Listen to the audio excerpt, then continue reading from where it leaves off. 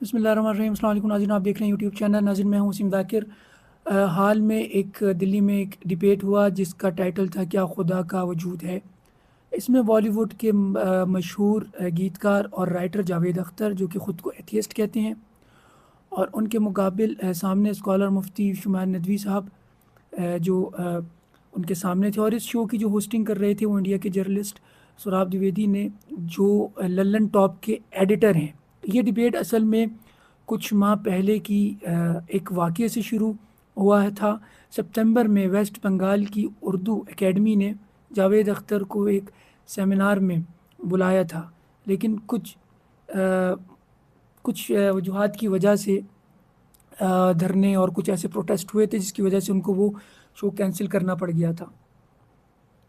جاوید اختر حال میں ہی اپنی کچھ ایسی باتوں کی وجہ سے بہت زیادہ ان کے بارے میں لوگوں نے باتیں کی، کیونکہ ان کے ایسے بہت سارے لفظ ہیں اور ان کی ایسی سوچ ہے جو وہ سرخیوں میں رہے۔ اور اس جو ڈبیٹ کے بعد لاسٹ ٹائم جو انہوں نے ایک شو میں جو باتیں کی، اس کے بعد تو کچھ زیادہ ہی ان کے بارے میں لوگوں نے بہت ساری باتیں کی۔ غزہ کے حوالے سے بھی انہوں نے بات کی اس ڈبیٹ میں۔ انہوں کا مزید یہ بھی کہنا تھا کہ اگر خدا موجود ہے تو غزہ میں مرتے ہوئے بچے کیوں نہیں بچا دیتا، یا اور بھی خاصے ناراض تھے وہ۔ حال جو ان کا تھا وہ یہ تھا کہ وہ دنیاوی جو حالات ہیں اس کو دیکھ کر وہ خوش نہیں تھے۔ انہوں نے مزید کہا کہ دنیا ظلم، ناانصافی، وائلیشن سے بھری ہوئی ہے۔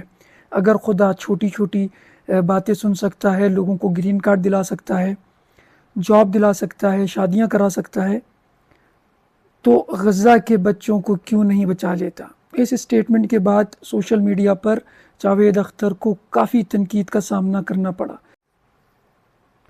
پاکستان کے ڈیفنس منسٹر خواجہ آصف نے کہا کہ انڈیا میں اس طریقے کے اسٹیٹمنٹ وہاں کی ہندوتوا گورنمنٹ کو خوش کرنے کے لیے بھی دیا جا سکتا ہے۔ کچھ لوگوں نے کہا کہ جاوید اختر اپنے آپ کو بہت پڑھے لکھے ہونے کا دعویٰ کرتے ہیں، لیکن ان کی سوچ ایک 10 کلاس کے بچے جیسی ہے۔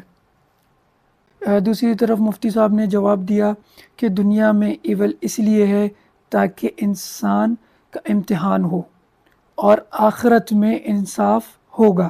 انہوں نے یہ بھی بتایا کہ دنیا کی اکثریت خدا پر یقین رکھتی ہے، جاوید صاحب کیوں نہیں؟